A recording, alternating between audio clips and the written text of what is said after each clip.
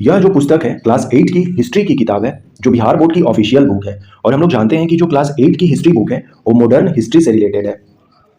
Bihar public service commission की examination हो या अदर एग्जामिनेशन हो बिहार में, या फिर अदर पब्लिक सर्विस कमीशन की एग्जामिनेशन हो जहां पर कि मॉडर्न हिस्ट्री के क्वेश्चन पूछे जाते हैं, इस बुक में जो भी क्वेश्चन हैं वो काफ़ी इंपॉर्टेंट होंगे अदर एग्जामिनेशन के लिए भी। हम लोग डिटेल्स में इस पर डिस्कस करेंगे। 6 अप्रैल 1930 को गांधी जी ने दांडी में साल्ट लॉ को ब्रेक किया था। यह क्लास 8 की पुस्तक है SCERT की। NCERT को ही बेस बनाकर इस पुस्तक को लिखा गया है बिहार के पर्सपेक्टिव में। काफ़ी इंपॉर्टेंट पुस्तक है यह। हम लोग देख लेते हैं कि हमें कौन कौन से चैप्टर करने हैं। इस पूरे पुस्तक में टोटल 15 चैप्टर है, जिसमें कि पहला जो चैप्टर है वो कहा गया है कब, कहाँ और कैसे। दूसरा चैप्टर में कहा गया है कि भारत में अंग्रेजी राज की स्थापना। तीसरा ग्रामीण जीवन और समाज, उपनिवेशवाद एवं जनजातीय समाज, शिल्प एवं उद्योग, 1857 के विद्रोह के बारे में बताया गया है, ब्रिटिश शासन एवं शिक्षा के बारे में बताया गया है। ये सब मॉडर्न हिस्ट्री से रिलेटेड टॉपिक्स हैं। यहाँ पर एक टॉपिक हमारे इतिहासकार से रिलेटेड भी टॉपिक दिया गया है। काली किंकर दत्त जो है वो बिहार से रिलेटेड है। और फाइनली एक चैप्टर मौलाना अबुल कलाम आज़ाद के बारे में दिया गया है, क्योंकि मौलाना अबुल कलाम आज़ाद जो है बिहार से काफ़ी रिलेटेड है। तो हम लोग देखेंगे इसके बारे में। चैप्टर 1 से स्टार्ट करते हैं। पूंजीपतियों का मुख्य उद्देश्य जो था वो मुनाफा कमाना था। 15वीं शताब्दी में नए आंदोलन की शुरुआत हुई थी जिसे पुनर्जागरण कहते हैं। और पुनर्जागरण की जो शुरुआत है वो यूरोप में मानी जाती है। पुनर्जागरण की शुरुआत कहाँ से हुई थी? यूरोप में हुई थी। मैंने कई बार ये क्वेश्चन ये बता दिया है कि 15वीं शताब्दी का मतलब क्या हुआ। तो इससे पहले वाले वीडियो में भी बताया था जो क्लास 7 था। यहाँ पर भी थोड़ा सा बता देते हैं कि 15वीं शताब्दी का मतलब जो है वो है टेक्निकली 1 जनवरी 1400 से लेकर 31 दिसंबर 1499 तक। ये 15वीं शताब्दी कहा जाएगा। इसी के बीच में पुनर्जागरण हुआ। एग्जैक्ट डेट की हम बात करें साल, तो वो डेट था 1453। 1453 वो साल था जहां पर जो कॉन्स्टेंटिनोपल था, जो शहर था जिसको आज हम लोग इस्तांबुल के नाम से जानते हैं, जो टर्की का शहर है इस्तांबुल, उसको पहले हम लोग 1453 में कॉन्स्टेंटिनोपल के नाम से जानते थे। वहां पर ईसाई लोग रहते थे, लेकिन फिर क्या होता है कि मुसलमानों का वहां पर अटैक होता है और वो कब्जा कर लेते हैं। तो जो भी बहुत सारे यहाँ पर जो पढ़े लिखे लोग थे वो यूरोप की तरफ माइग्रेट करते हैं। और वही जो टाइम पीरियड है वो पुनर्जागरण माना जाता है। मशीनों से वस्तुओं के उत्पादन की प्रक्रिया को औद्योगिक क्रांति कहते हैं। औद्योगिक क्रांति 1750 के दशक में स्टार्ट हुआ था। और ये कहाँ हुआ था? ब्रिटेन में हुआ था। अभिलेखागारों में सरकारी दस्तावेजों को सुरक्षित रखा जाता है। सरकारी दस्तावेजों को कहाँ सुरक्षित रखा जाता है? अभिलेखागारों में। समय के साथ साथ जो देश और राज्य होती है उसकी भौगोलिक सीमाएं भी परिवर्तित होते रहती हैं। सही और गलत का हम लोग फासला जानते हैं कि कौन सही है कौन गलत है। वैज्ञानिक पद्धति का अर्थ है प्रश्न प्रस्तुत कर प्रयोग द्वारा ज्ञान प्राप्त करना। बिल्कुल सही है ये। अंग्रेजी इतिहासकार जेम्स मिल का भारतीय इतिहास का धर्म के आधार पर बांटना उचित था। बिल्कुल नहीं था। जेम्स मिल जो है इनके बारे में हम लोग डिटेल्स में जानेंगे। ये स्कॉटलैंड के निवासी थे। इन्होंने जो कुछ भी किया वो बहुत बुरा किया था भारत के साथ, क्योंकि आज जो हम लोग इतिहास पढ़ते हैं इन्हीं की इतिहास पढ़ते हैं। इन्होंने क्या किया था कि धर्म के नाम पर भारत के इतिहास को लिखा है और उसी इतिहास को आज तक हम लोग पढ़ रहे हैं। जेम्स मिल ने 3 वॉल्यूम पुस्तक लिखी है। 3 वॉल्यूम में ये अपने भारत के इतिहास को इन्होंने हिंदू, मुस्लिम और ब्रिटिश इस तरह से 3 भाग कर दिए। देखिए यहाँ पर तो हिंदू मुस्लिम इन्होंने किया, लेकिन ब्रिटिश कोई जाति या धर्म नहीं है। इन्होंने ईसाई को नहीं कंसिडर किया, लेकिन हिंदू और मुस्लिम के बेसिस पर अपने भारत के इतिहास को लिखा, जो कि बिल्कुल ही सही नहीं था। तो ये स्टेटमेंट जो था ये गलत स्टेटमेंट है। हम लोग डिटेल्स में जानेंगे एक बार। अमेरिकी स्वतंत्रता संग्राम के बाद वहां के लोगों ने गणतंत्र प्रणाली की शुरुआत नहीं की। यह स्टेटमेंट गलत है। नहीं होगा। गणतंत्र प्रणाली की उन्होंने शुरुआत की। ऐतिहासिक स्रोतों से एक आम आदमी के बारे में भी जानकारी मिल सकती है। एक आम आदमी की भी जानकारी, यदि वो कोई इस तरह का काम कर रहा हो तो। आज़ादी के पहले हमारे देश की जो भौगोलिक सीमा थी आज़ादी के बाद भी वही रही? बिल्कुल नहीं रही, क्योंकि हमारे भारतवर्ष से पाकिस्तान जो है एक अलग देश ही बन गया। चैप्टर 2। अरब और यूरोपों के बीच स्थल मार्ग से होने वाले व्यापार में अरब सौदागरों की महत्वपूर्ण भूमिका थी। इससे पहले जो क्लास 7 था उसमें भी हम लोगों ने जाना कि अरब वाले जो लोग थे वो सबसे बड़े ट्रेड करने वाले माने जाते थे, व्यापार करने वाले माने जाते थे। तो यूरोप और भारत के बीच में ये एक तरह का ट्रांजिशन जोन था। अरब जो कंट्री है और अरब लोग जो थे भारत भी आते थे, अरब लोग यूरोप भी जाते थे। कंपनी द्वारा खरीदा गया माल जो है फैक्ट्री में रखा जाता था। एक के बाद एक कई लड़ाइयों ने मराठों को कमजोर कर दिया। हैदराबाद का निजाम जो है अंग्रेजों के साथ सबसे पहले सहायक संधि स्वीकार करने वाला था और ये 1798 में किया हुआ था। हैदराबाद का निजाम सहायक संधि को लॉर्ड वेलेस्ली के द्वारा लाया गया था। और लॉर्ड वेलेस्ली का जो टाइम पीरियड है ये 1798 से स्टार्ट होता है और ये 1805 तक चलता है। और लॉर्ड वेलेस्ली ने ही सहायक संधि लाई थी। और दूसरा जो इसको स्वीकार करने वाला राज्य था वो था अवध। कंपनी ने विलय की नीति का अनुसरण किया। जो ईस्ट इंडिया कंपनी थी उसी ने विलय नीति को अनुसरण किया था। अब सही और गलत देख लेते हैं। यूरोप के व्यापारी भारत में अपना माल बेचने और बदले में यहां से सोना चांदी लेने आए थे। तो ये स्टेटमेंट जो है सही नहीं है। पहले क्या था कि वो लोग कुछ सोना चांदी ले आए और यहां से माल को खरीद कर ले गए, तो अपने देश में उन्होंने बेचना स्टार्ट किया। जैसे कि हम लोग वास्को ड गामा के बारे में जाएंगे, हमें सोना चांदी की क्या जरूरत थी, कुछ भी नहीं थी, तो हम लोग सोना चांदी क्यों लेंगे। लेकिन इन्होंने क्या किया कि वहां से कुछ सोना चांदी ले आए और फिर हम ही लोगों को दिए सोना चांदी, और यहां से जो हमारे माल थे वो ले गए अपने देशों में बेचने के लिए। तो ये स्टेटमेंट जो है वो गलत स्टेटमेंट है। ईस्ट इंडिया कंपनी को भारत में व्यापार करने का एक अधिकार मिल गया, बिल्कुल मिल गया था। भारतीय राज्य एकता के अभाव में एक एक कर अंग्रेजी शासन के अधीन होते चले गए, ये भी सही है। कर मुक्त व्यापार से बंगाल के राजस्व का काफी नुकसान हो रहा था, ये भी सही है। कंपनी की सेना की जीत हुई क्योंकि उनके पास भारतीय सेनाओं से बेहतर तोपें और बंदूकें थी, ये भी सही है। चैप्टर 3 महालवारी सिस्टम जो है ये पंजाब में लागू होगा। मैंने डिटेल्स में महालवारी, रैयतवाड़ी सिस्टम और अस्थायी बंदोबस्त व्यवस्था इस पर वीडियो बनाए, डिस्क्रिप्शन में उन सबका लिंक दे दूंगा, आप देखेंगे तो बिल्कुल क्लियर क्रिस्टल हो जाएगा टॉपिक। नील दर्पण पर भी बनाया है, दीनबंधु मित्र ने 1860 में लिखा था। नकदी फसल जो है बिहार से रिलेटेड हो जाएगा, जिसमें कि हम नील की खेती करते थे। और अस्थायी बंदोबस्त की शुरुआत जो है 1793 में कॉर्नवालिस के द्वारा हुई थी। अस्थायी बंदोबस्त कौन लाया था? Lord Cornwallis. चैप्टर 4 जनजातीय समाज के लोग आम भाषा में क्या कहलाते हैं? तो आदिवासी कहते हैं हम। दिक्कू किसे कहा जाता है? देखिए, ये मान लेते हैं कि कोई आदिवासी क्षेत्र है, इस क्षेत्र में आदिवासी को छोड़कर कोई दूसरा जाएगा, उसको आदिवासी लोग दिक्कू कहेंगे, अर्थात कि जो भी गैर आदिवासी है वो दिक्कू कहलाएगा। तो दिक्कू जो है वो बाहरी लोग कहे जाते हैं। मैंने कई बार इस पर बताया है। जब बिरसा मुंडा का जो आप वीडियो देखेंगे, मैं डिस्क्रिप्शन में लिंक दे दूंगा, तो उसमें भी दिक्कू हम लोग देखेंगे। बिरसा मुंडा मूवमेंट जो है, नेक्स्ट क्वेश्चन यहीं से रिलेटेड है। बिरसा मुंडा जो है ये छोटा नागपुर से रिलेटेड हो जाएंगे। और बिरसा मुंडा मूवमेंट जो है ये 1899 और 1900 के बीच में हुआ था।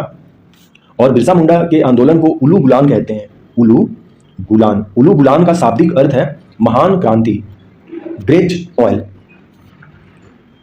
दीनदयालु ने अंग्रेजी सरकार की दमनकारी कानूनों को नहीं मानने का भाव जनजातियों में जगाकर गांधी जी के किस आंदोलन से जनजातीय आंदोलन को जोड़ने का सफल प्रयास किया? तो वो था सविनय अवज्ञा आंदोलन। सविनय अवज्ञा आंदोलन महात्मा गांधी जी के द्वारा स्टार्ट किया गया था। 1930 से लेकर 34 के बीच में सविनय अवज्ञा आंदोलन चला था। दीनदयालु जो है इनको रानी दीनदयालु कहा जाता है, और ये जो रानी की उपाधि है पंडित जवाहरलाल नेहरू ने इनको दिया था। कई बार क्वेश्चन पूछा गया है कि दीनदयालु को रानी की उपाधि किसने दी थी? तो पंडित जवाहरलाल नेहरू ने। जैसे राजा राम मोहन रॉय है, राजा राम मोहन रॉय है, तो इनका नाम तो राम मोहन रॉय था, लेकिन ये जो राजा की उपाधि थी ये अकबर द्वितीय ने दिया था, अकबर सेकंड ने इनको दिया था। तो उसी तरह से रानी दीनदयालु को रानी की उपाधि पंडित जवाहरलाल नेहरू ने दिया था। रानी दीनदयालु के बारे में थोड़ा सा जान लेते हैं। ये नागा है, ये कौन सी ट्राइब से हैं? नागा ट्राइब से हैं, अर्थात यह नागालैंड की हैं। लेकिन इनका जो मेन काम था वो मणिपुर में हुआ था। तो इन दोनों में डिफरेंसेस हमें देखना होगा। झारखंड राज्य जो है वो कब बना था, किससे निकलकर बना था? बिहार से निकलकर बना था। 15 नवंबर 2000 सन 2000 में बना था, और यह अपने भारत का 28वां राज्य बना था। थोड़ा सा बिरसा मुंडा के बारे में यहीं पर जान लेते हैं कि बिरसा मुंडा का जो जन्म है वो 15 नवंबर 1875 को हुआ था, और इनकी मृत्यु 9 जून 1900 को हो गई थी। तो यही जो 15 नवंबर है, इसी दिन बिहार से झारखंड अलग हुआ था, और इसीलिए 15 नवंबर को झारखंड डे भी मनाते हैं। और ये 15 नवंबर जो है भारतीय जनजातीय गौरव दिवस के रूप में भी अब हम लोग सेलिब्रेट करते हैं।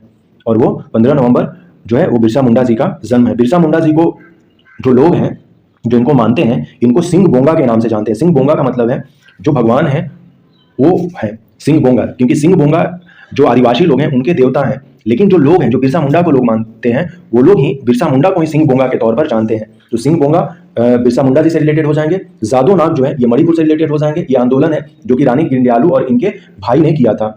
मैंने बताया कि ये लोग नागा जनजाति से थे, लेकिन नागालैंड में रहते थे। नागालैंड उनका घर था, क्योंकि मणिपुर और नागालैंड दोनों बॉर्डर है आज। तो उस समय इस तरह की कोई बॉर्डर नहीं थी कि यहाँ तक नागा, यहाँ तक मणिपुर है। तो जादोंग जो आंदोलन है वो मणिपुर में हो जाएगा। कंद जाति उड़ीसा से रिलेटेड है। टिकेंद्रजीत सिंह जो है ये जेलियांग रांग आंदोलन से रिलेटेड है, और जतरा भगत ताना भगत आंदोलन से रिलेटेड है। उराव जनजाति जो है ओराव जनजाति जो है ताना भगत आंदोलन की थी, और ताना भगत आंदोलन लगभग 1914 से 20 के बीच में हुई थी। आप देख सकते हैं ताना भगत के बारे में। चैप्टर 5 18वीं शताब्दी में भारत का प्रमुख उद्योग निम्नलिखित में से कौन सा था? तो वस्त्र उद्योग इसमें हो जाएगा। Federation of Indian chambers of commerce and industries, FICCI की स्थापना 1927 में कैलकाटा में होती है। कहाँ होती है? कैलकाटा में होती है। और फिक्की का जो हेडक्वार्टर है आज वो कोलकाता में ही है। फिक्की का हेडक्वार्टर कहाँ है? कोलकाता में ही है। 1920 में ऑल इंडिया ट्रेड यूनियन की स्थापना होती है 1920 में। जूट उद्योग का प्रमुख केंद्र अपना बंगाल हो जाएगा, क्योंकि बंगाल में ही जो है हुगली नदी के किनारे जूट जो है काफी होते हैं। यहाँ पर 1818 नहीं 1881 होगा, ये मिस प्रिंट हो गया है। सन 1881 में अंग्रेजी सरकार ने किस उद्देश्य से मजदूरों के लिए नियम बनाए थे कि मजदूरों की स्थिति में सुधार हो सके? पहली बार फैक्ट्री लॉ यहाँ पर बनी थी 1881 में। और 1881 का जो टाइम पीरियड है, ये जो सबसे लिबरल माने जाते हैं viceroy and governor general of India, वो थे रिपन, और इनका टाइम पीरियड है 1880 से स्टार्ट होता है और ये 84 तक रहते हैं। तो लॉर्ड रिपन के ही टाइम पीरियड में पहला लॉ जो फैक्ट्री लॉ था वो आया था। रिपन के बारे में मैंने एक वीडियो बनाया है, डाल दूंगा, तो उनसे रिलेटेड आप जान जाएंगे इन्फॉर्मेशन, डिस्क्रिप्शन में लिंक होगा। नेक्स्ट क्वेश्चन ही है all India trade union Congress. अभी जस्ट हम लोगों ने देखा कि इसकी स्थापना 1920 में होगी और इसके जो पहले अध्यक्ष थे वो लाजपत राय थे। वो कौन थे? Lala Lajpat Rai.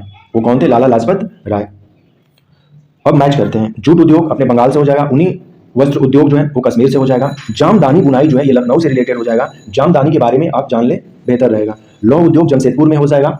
Pittsburgh of India किसको कहते हैं? जमशेदपुर को कहते हैं। और नील बगान जो है चंपारण बिहार से रिलेटेड हो जाएगा। चैप्टर 6 1857 का विद्रोह जो है वो कहां से प्रारंभ हुआ था? तो 10 मई 1857 को मेरठ से हुआ था। मंगल पांडे बैरकपुर आज वेस्ट बंगाल में है, यहाँ के सिपाही थे। लेकिन मंगल पांडे का जो जन्म है वो बलिया जिला उत्तर प्रदेश में हुआ था। झांसी के विद्रोह का नेतृत्व लक्ष्मीबाई ने किया था। कुंवर सिंह जगदीशपुर के जमींदार थे। वहाबी आंदोलन का नेतृत्व जो है बिहार में कौन किया था? ये सहोदर भाई थे, दो लोग थे, एक विलायत अली है और इनके भाई जो है इनायत अली हैं। ये दोनों ने पटना में वहाबी आंदोलन का नेतृत्व किया था। काफी फेमस आंदोलन रहा था। वहाबी आंदोलन का जो टाइम पीरियड है 1822 से 68 तक यह आंदोलन सक्रिय रहा था। जगदीशपुर जो है ये 1857 के क्रांति के नेता हैं। जगदीशपुर बाबू वीर कुंवर सिंह हो जाएंगे। कानपुर नाना साहब, दिल्ली बहादुर शाह जफर जो कि मुगल साम्राज्य के अंतिम बादशाह बने थे। लखनऊ से बेगम हजरत महल हो जाएंगी। और माझा प्रवास जो है यह एक मराठी में लिखी गई पुस्तक है विष्णु भट्ट गोडसे के द्वारा। माझा प्रवास क्या है? एक पुस्तक है।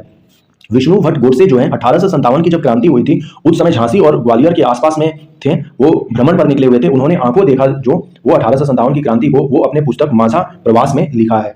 तो विष्णु भट्ट गोडसे से रिलेटेड कुछ इंफॉर्मेशन थी, आप देख सकते हैं। चैप्टर 7 जो है फर्स्ट क्वेश्चन कि विलियम जोन्स भारतीय इतिहास, दर्शन और कानून का अध्ययन क्यों जरूरी मानते थे?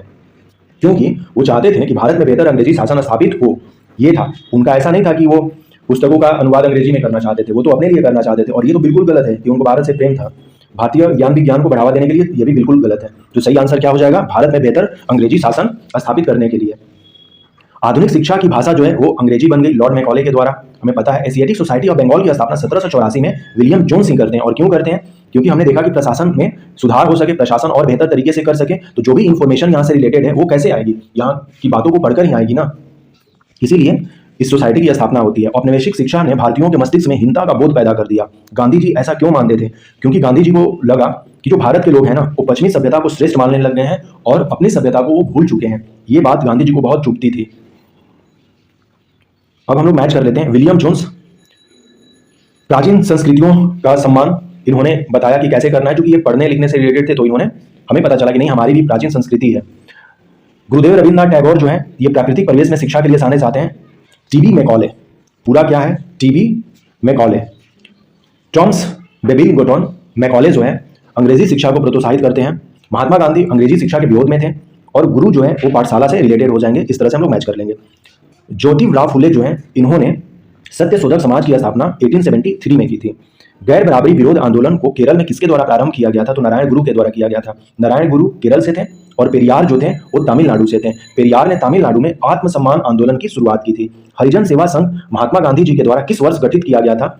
1932 में किया गया था हरिजन सेवा संघ की। लेकिन हरिजन नामक एक साप्ताहिक न्यूज़पेपर हम कह सकते हैं इन्होंने 1933 में स्टार्ट किया था। तो दोनों में डिफरेंस आपको कर लेना है। पहले गांधी जी ने एक सेवा संघ की स्थापना की 1932 में, फिर वही जो सेवा संघ है एक पत्रिका भी निकालना प्रारंभ की, क्योंकि हरिजन ही कहा गया है, हरिजन ही नाम था उसका, जो कि 1933 में किया गया था। अब देखते हैं बाबा भीमराव अंबेडकर जी के द्वारा बहिष्कृत हितकर्णी सभा की स्थापना 1924 में की गई थी। काफी फेमस ये क्वेश्चन है, कई बार ये पूछा जा चुका है। चैप्टर 9 स्त्रियों की असमानता की स्थिति पर पहली बार किसके द्वारा प्रश्न चिन्ह लगाया गया था? तो यह अंग्रेजों के ही द्वारा लगाया गया था। इसके बारे में हम लोग एक बार डिटेल्स में चर्चा करेंगे। यहाँ पर बिल्कुल नहीं है भारतीय शिक्षितों के द्वारा नहीं है, क्योंकि भारत के लोगों को शिक्षित होने से पहले अंग्रेज लोग यहाँ पर आ चुके थे। वैसे भारत के लोग शिक्षित थे लेकिन वो अलग तरीके से थे। शिक्षा किस वर्ग की महिलाओं तक सीमित रहा? तो वेरी सिंपल, उच्च वर्ग के ही लोगों तक रहेगा। कानून के द्वारा सती प्रथा का अंत जो है 1829 में कर दिया गया था और 1829 में गवर्नर जनरल ऑफ बंगाल जो थे वो कौन थे? विलियम बेंटिक थे। कौन थे? विलियम बेंटिक थे। तो विलियम बेंटिक ने कानून बनाकर 1829 में सती प्रथा को अंत कर दिया और सती प्रथा को अंत कराने में राजा राम मोहन रॉय का बहुत बड़ा हाथ था। विधवा पुनर्विवाह के प्रति किसने अपना जीवन समर्पित कर दिया? ईश्वर चंद्र विद्यासागर। विधवा पुनर्विवाह एक्ट जो है 1856 में पारित हुआ था और ईश्वर चंद्र विद्यासागर काफी इसमें मेहनत किए हुए थे कि नहीं, विधवा विवाह होना ही चाहिए। जैसे सती प्रथा से राजा राम मोहन राय जुड़े हुए हैं, उसी तरह से विधवा विवाह जो है या विधवा पुनर्विवाह जिसको हम लोग कहते हैं वो ईश्वर चंद्र विद्यासागर जुड़े हुए हैं। बाल विवाह निषेध अधिनियम जो है किस वर्ष पारित हुआ था? तो यह 28 सितंबर 1929 को पारित हुआ था और इसमें कहा गया, बालिका नहीं होगा, बालिका तो छोटी बच्चियों को कहते हैं हम लोग, जब शादी की काबिलियत हो जाती है किसी बालिका को तो उसको हम लोग लड़की के तौर पर संबोधन करेंगे। तो लड़कियों की जो उम्र है वो 14 वर्ष रखी गई और लड़कों की जो उम्र है वो 18 वर्ष रखी गई और ये मिनिमम एज है कि कम से कम मिनिमम इतने एज होने चाहिए लड़कियों के लिए और लड़कों के लिए। तो बाल विवाह निषेध अधिनियम कब आया था? 1929 में आया था, चैप्टर 10। यहाँ पर डिटेल्स में भागलपुर शहर के बारे में बताया गया था, तो भागलपुर से रिलेटेड हम लोग क्वेश्चंस देखेंगे। भागलपुर शहर का विकास औपनिवेशिक शहरों से भिन्न परंपरागत शहर के रूप में हुआ था। यह सही, बिल्कुल सही है। मुस्लिम काल में भागलपुर शहर सूफी संस्कृति का केंद्र नहीं था, बिल्कुल गलत है। नहीं होगा, मुस्लिम काल में भागलपुर शहर सूफी संस्कृति का केंद्र बिल्कुल था। 19वीं सदी में भागलपुर में बंगाली और मारवाड़ी समुदाय का आगमन हुआ। यस, ये सही स्टेटमेंट है। भारत में आधुनिक शहरों का विकास औद्योगिकीकरण के साथ हुआ। हाँ, ये भी सही है। और प्रेसिडेंसी शहरों में गोरे और काले जो लोग थे वो अलग अलग इलाकों में रहते थे। बहुत ही सिंपल सा है ये, बिल्कुल सही है ये। प्रेसिडेंसी शहर का मतलब है यहाँ पर बंबई, कलकत्ता, मद्रास। रेलवे शहर बरेली और जमालपुर। बरेली उत्तर प्रदेश में है और जमालपुर काफी फेमस है, बिहार में रेल के लिए ये जाना जाता है। तो रेलवे शहर के रूप में जमालपुर को हम लोग जानते हैं, तो जमालपुर अपने बिहार में ही है। औद्योगिक शहर के रूप में कानपुर और जमशेदपुर जाने जाएंगे। भारत का पिट्सबर्ग जो है वो जमशेदपुर को ही कहा जाता है। पिट्सबर्ग जो है ये इंग्लैंड में है, जो कि स्टील के लिए जाना जाता है। किसके लिए जाना जाता है? स्टील के लिए जाना जाता है। भागलपुर नगर पालिका की स्थापना 1864 में हुई थी। उसी तरह से जो भारत की जो सबसे पहली नगर पालिका थी वो मद्रास नगर पालिका थी। शायद इसका डेट आप देख लीजिए एक बार, 1687 में शायद हुई थी, 86 या 87 में हुई थी, इसको एक बार देख लीजिएगा। लेकिन ये तो सही है कि भारत में सबसे पहले नगर पालिका कहाँ स्थापित हुई थी? मद्रास में हुई थी। उसी तरह से भागलपुर में 1864 में नगर पालिका हुई। भागलपुर में सिल्क कपड़ा उत्पादन का केंद्र चंपानगर और नाथनगर जाना जाता है। हम लोग जानते हैं कि बिहार का जो है सिल्क सिटी, किसको हम लोग जानते हैं? भागलपुर को ही जानते हैं। यहाँ पर सिल्क जो व्यवसाय है काफी बड़े तौर पर किया जाता है। भागलपुर में सांस्कृतिक गतिविधियों को बढ़ावा देने वाले प्रमुख संस्कृति कर्मी जो है हरिकुंज थे।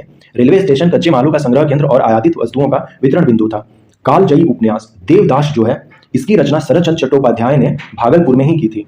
भागलपुर से ही रिलेटेड अशोक कुमार थे। बहुत सारे ऐसे एक्टर या एक्ट्रेस या इस तरह के राइटर्स जो हैं वो अपने भागलपुर से रिलेटेड हैं। तो शरद चंद्र चट्टोपाध्याय जो है वो देवदास पुस्तक को लिखते हैं। यही तो यहाँ पर कहा गया है कि ये जो बंगाली और जो मरवाड़ी समाज है 19वीं सदी में बहुत ज्यादा भागलपुर में आगमन हुआ लोगों का रहना। तो शरद चंद्र चट्टोपाध्याय जो है ये तो एक बंगाली ही है ना, यहाँ पर इनके पूर्वज आकर बसे। नाउ चैप्टर 11, साहित्य में पराधीनता के बोध एवं स्वतंत्रता की जरूरतों को स्पष्ट अभिव्यक्ति मिलने लगी, बिल्कुल मिलने लगी। तभी तो लोगों ने साहित्य पढ़कर ये पता चला कि हम कितने परितंत्र हैं, हम लोग कितने गुलाम बने हुए हैं अंग्रेजों को। साहित्य इस चीज से हमें आगे ले गया, हमें सिखाया कि हमें किस तरह से आगे बढ़ना है। प्रेमचंद्र ने नहीं, बंकिम चंद्र चट्टोपाध्याय ने आनंद मठ की रचना की थी। रमेश चंद्र दत्त के उपन्यास में हिंदू समर्थक प्रवृत्ति देखने को मिलती है, ये बिल्कुल मिलती है। ये रमेश चंद्र दत्त जो है वो इतिहासकार है, इनके बारे में हम लोग कभी डिटेल्स में जानेंगे। भारतेंदु हरिचंद्र ने भारतीय धन के लूट को नाटक के माध्यम से पर्दाफाश किया, बिल्कुल किया। इन्होंने 2 नाटक लिखे, एक का नाम था अंधेर नगरी चौपट राजा और एक का नाम था भारत दुर्दशा। इन दोनों में भारत में किस तरह से धन का लूट किया जा रहा अंग्रेजों के द्वारा, वही इसमें बात की गई थी। अभी जस्ट हम लोगों ने देखा कि वंदे मातरम आनंद मठ जो पुस्तक है वो बंकिम चंद्र चटर्जी के द्वारा लिखा गया है और आनंद मठ में ही वंदे मातरम गीत लिखा हुआ है। लकड़ी या धातु के छापे से कागज पर बनाई गई तस्वीर को उत्कीर्ण चित्र, जिसे कि इंग्लिश में इनग्रेविंग कहा जाता है। औपनिवेशिक काल में बनाए गए सभी जो छवि चित्र थे, मतलब जो पेंटिंग हुआ करती थी, वो आदम कद होती थी। आदम कद का मतलब हुआ जैसे कि मान लीजिए कि एक व्यक्ति 6 फुट का है तो वो 6 फुट का ही छवि बनती थी, उसी को हम लोग आदम कद कहते हैं। तो यहाँ पर सही इसका होगा ब्लैंक में, यहाँ पर फिल करेंगे आदम कद। अंग्रेजों की विजय को दर्शाने के लिए किरमिच की चित्रकारी की जाती थी। अब ये जानना होगा भाई कि किरमिच क्या है, तो इसके लिए एक अलग हम लोग जानेंगे इंफॉर्मेशन अलग वीडियोस में। एशियाई कला आंदोलन को प्रोत्साहित करने वाले जापानी कलाकार थे। जापानी कलाकार में इन्होंने देखा, ये जो व्यक्ति है इनका नाम है एक ओकाकुरा काकुजो। इन्होंने देखा कि जो यूरोप के लोग हैं वो डोमिनेट किए जा रहे हैं एशियन चित्रकला पर, तो इन्होंने काफी मतलब कि अपने चित्रों के द्वारा एशिया के लोगों को प्रोत्साहित किया कि ये हमारा कल्चर है, किस तरह से हम इसको डेवलप करेंगे। रविन्द्रनाथ टैगोर हों या उनके भतीजे अविंद्रनाथ टैगोर हों, वो काफ़ी प्रभावित थे ओकाकुरा काकुजो से। तो यहाँ पर जापानी कलाकार हो जाएंगे, और जापानी कलाकार में काफ़ी वर्ल्ड फेमस है ये ओकाकुरा काकुजो। सेंट्रल पोस्ट ऑफिस जो कलकत्ता है, अब ये जो शैलियाँ हैं यूरोप की, इनके बारे में हम लोग देखेंगे एक बार अलग से, लेकिन यहाँ पर मैं मैच करा दे रहा हूँ। कलकत्ता जो है वो इंडो ग्रीक हो जाएगी। विक्टोरिया टर्मिनस जो है, जिसको कि आज छत्रपति शिवाजी महाराज टर्मिनस के नाम से जानते हैं, गोथिक शैली से बना हुआ है। और मद्रास लॉ जो है इंडो सरासेनिक शैली से बना हुआ है। चैप्टर 12, कांग्रेस की स्थापना में किन तत्वों ने महत्वपूर्ण भूमिका नहीं निभाई? तो अंग्रेजों का स्वच्छ प्रशासन, अंग्रेजों का बिल्कुल स्वच्छ प्रशासन नहीं था, तो ये इसका सही आंसर हो जाएगा। राष्ट्रीयता की भावना का विकास कैसे हुआ? तो प्रशासनिक एवं न्यायिक एकरूपता के कारण और संचार साधनों के विकास के कारण। इसका आंसर ग हो जाएगा। आईसीएस की परीक्षा जो है, शामिल होने के लिए पहले 21 वर्ष था, तो उसको घटाकर लॉर्ड लिटन ने 19 वर्ष कर दिया था। लॉर्ड लिटन का जो टाइम पीरियड है वो 1876 से स्टार्ट होता है और 80 तक रहता है। और इसी ने, लॉर्ड लिटन ने ही 1878 में वर्नाकुलर प्रेस एक्ट लाया था। अभी जस्ट देखेंगे उससे रिलेटेड क्वेश्चन। समाचार पत्रों ने किन किन विचारों को लोकप्रिय बनाया? तो प्रतिनिधात्मक व्यवस्था और स्वतंत्रता एवं लोकतांत्रिक व्यवस्था, इन सबको समाचार पत्रों के द्वारा लोगों को मालूम चला। वर्नाकुलर प्रेस एक्ट 1878 में आया था और किसके द्वारा लाया गया था? लिटन के द्वारा लाया गया था। इसमें क्या कहा गया था कि भारतीय भाषा के जो समाचार हैं उन पर प्रतिबंध लगा दिया गया था, और ऐसा कहा गया था कि भारतीय भाषा में जो भी पत्र छापे जाएंगे या जो न्यूज़पेपर है वो छापे जाएंगे तो वही बात छापी जाएंगी जो कि अंग्रेजी सरकार चाहती है। अंग्रेजी सरकार के विरुद्ध में कुछ भी छापना यहाँ पर मतलब कि मुश्किल, ये यहाँ पर छापना आप छाप नहीं सकते थे, ये यहाँ पर कहा जा रहा है। वर्नाकुलर का मतलब ये जो रीजनल लैंग्वेज और अपनी भाषा होती है उसको वर्नाकुलर कहते हैं। बंग भंग के बाद पूरे बंगाल में क्या क्या हुआ? हमने शोक दिवस भी मनाया, लोगों ने उपवास भी रखा, विदेशी वस्तुओं का हमने बहिष्कार भी किया, तीनों किया हमने। महात्मा गांधी जी ने भारत में सत्याग्रह का प्रथम प्रयोग चंपारण में 1917 में किया। रॉलेट एक्ट के विरोध में सभा कहाँ हो रही थी? तो जालियांवाला बाग में हो रही थी 13 अप्रैल 1919 को, और इसी दिन जालियांवाला बाग नरसंहार हो जाता है 13 अप्रैल 1919 को। केशरे हिंद की उपाधि जो है महात्मा गांधी जी ने त्याग दी थी जब इन्होंने नन कोऑपरेशन मूवमेंट स्टार्ट किया था। नन कोऑपरेशन मूवमेंट हम लोग जानते हैं कि 1920 से लेकर 1922 तक चला था। करो या मरो का नारा जो है गांधी जी ने 1942 में जो भारत छोड़ो आंदोलन के दौरान इन्होंने जो भाषण दिया था 8 अगस्त 1942 को, उसी दिन कहा था करो या मरो। चैप्टर 13, वर्षों पहले हमने भविष्य को प्रतिज्ञा दी थी, किसके भाषण का आंसर? पंडित जवाहरलाल नेहरू ने 14 अगस्त की रात्रि और 15 अगस्त की जो सुबह हो रही थी उस दिन मिडनाइट में जब हम लोग आज़ाद हो रहे थे, तो जो सबसे पहला सेंटेंस था पंडित जवाहरलाल नेहरू के मुंह से असेंबली हॉल में खड़े होकर इन्होंने यही कहा था कि वर्षों पहले हमने भविष्य की प्रतिज्ञा दी थी। आज़ादी के समय भारत के पास कौन सी समस्या नहीं थी? तो नेतृत्व की समस्या नहीं थी, हमारे पास एक से एक नेता थे, लेकिन हमारे पास ये सब समस्याएं थी। देशी रियासतों का विलय, शरणार्थियों की समस्या, पुनर्वास की समस्या। इनमें से कौन सही नहीं है पूछा है। तो आज़ादी के समय देश की आबादी 34.5 करोड़ थी, ये बिल्कुल सही है। 90% जनता कृषि पर निर्भर थी, बिल्कुल सही है। और भारत में उद्योगों की भारी कमी थी, हमारे पास उद्योग थी ही नहीं, क्योंकि हम लोग 90% तो कृषि में करे थे और हमारे यहाँ बेरोजगारी भूखमरी चरम पर थी, तो भारत में उद्योगों की कमी थी, ये भी सही है। 1980 के दशक तक हमारे भारत के जो लोग थे वो भूखे रहते थे। गाँवों में दशा जो थी वो एक तरह से दुर्दशा थी। हमारे पास खेत थे लेकिन हम लोग उतने अनाज नहीं पैदा कर सकते थे, हम लोग दूसरे देशों से अनाज, धान और गेहूं को मंगाते थे खाने के लिए। तो भारत खाद्यान्न क्षेत्र में आत्मनिर्भरता बिल्कुल नहीं था। इसी खाद्य समस्या को ही सॉल्व करने के लिए 1965 में हमने ग्रीन रेवोल्यूशन को स्टार्ट किया था। और ग्रीन रेवोल्यूशन का जो पहला जो धान की खेती हुई थी 66-67 का जो सीजन था, खरीफ सीजन, उसमें हमने धान और गेहूं को लगाया था। विभाजन के समय सबसे बड़ी समस्या क्या थी? धार्मिक उन्माद। जब हम देखेंगे ईस्ट साइड में बिहार और बंगाल, यहाँ के जो लोग थे वो धार्मिक उन्माद में इतने मतलब कि आगे बढ़ गए थे कि यहाँ पर जो मानवता थी वो बिल्कुल एग्जिस्ट ही नहीं करती थी 1947 में। और वेस्ट साइड का जो पंजाब है वहाँ पर तो धार्मिक उन्माद के चलते क्या हो सकता है हम लोग देख सकते हैं। हमारे पास तो उदाहरण है 15 अगस्त 1947 की। भाषा के आधार पर सबसे पहले किस राज्य का गठन हुआ? 1 अक्टूबर 1953 को आंध्र प्रदेश का गठन हुआ। अगर हिंदी उन पर थोपी गई तो बहुत सारे लोग भारत से अलग हो जाएंगे, यह कृष्णामाचारी का कथन है। असेंबली में जो कंस्टिट्यूएंट असेंबली थी उसमें ऐसा इन्होंने रखा था। संपूर्ण क्रांति का नारा 5 जून 1974 को गांधी मैदान के पटना में जयप्रकाश नारायण ने दिया था। संविधान सभा में बोलते हुए टीटी कृष्णामाचारी ने ऐसा कहा था कि दक्षिण के लोगों की ओर से चेतावनी देते हुए ये कहते हैं कि अगर उन पर हिंदी थोपी गई तो वहाँ के बहुत सारे लोग भारत से अलग हो जाएंगे। यही जो है अपना स्टेटमेंट यहाँ पर दिया हुआ है।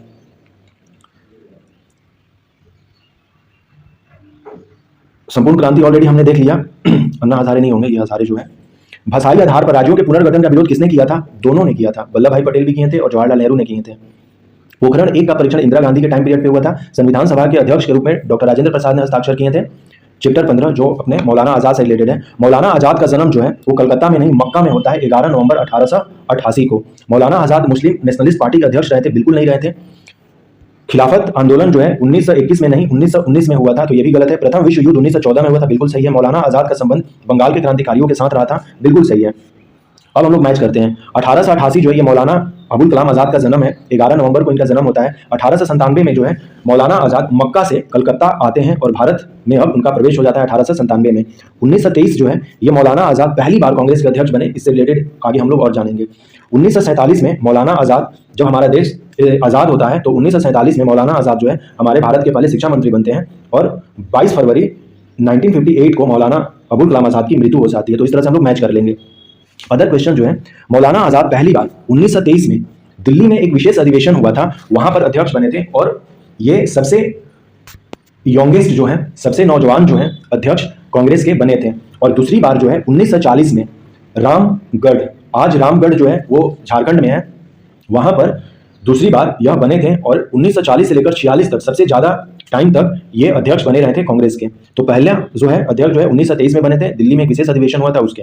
हिंदू मुस्लिम एकता को मौलाना आज़ाद ने बहुत महत्वपूर्ण माना था। दिल्ली पब्लिक लाइब्रेरी की जो स्थापना है ये 1900 यहाँ पर 1951 को हुई थी। कब हुई थी? 1951 को हुई थी। दिल्ली पब्लिक लाइब्रेरी जो है उसकी स्थापना कब हुई थी? 1951 को हुई थी। बंगाल का विभाजन किस वर्ष हुआ था? 1905 में हुआ था। बंगाल विभाजन से रिलेटेड कुछ इंफॉर्मेशन इंपॉर्टेंट डेट देख लेते हैं। एक है 19 जुलाई 1905 को लॉर्ड कर्जन के द्वारा ये घोषणा किया जाता है। क्या किया जाता है? घोषणा किया जाता है कि अब जो है बंगाल वो 2 पार्ट में बट जाएगा और फाइनली ये इन्फोर्स जो है 16 अक्टूबर 1905 को हो जाता है। तो ये दोनों डेट आप रखेंगे याद बंगाल विभाजन से रिलेटेड। मौलाना आज़ाद की मृत्यु जो है वो दिल्ली में ही हुई थी और दिल्ली में अभी जस्ट हम लोगों ने देखा कि इनकी मृत्यु जो है दिल्ली में 22 फरवरी, कौन सा वो डेट है? 22 फरवरी 1958 को हो गई। तो ये हम लोगों ने क्लास 8 के जितने सारे क्वेश्चंस थे अपने मॉडर्न हिस्ट्री के वो हमने देख लिए बिहार बोर्ड की जो ऑफिशियल बुक है SCERT की, उससे रिलेटेड।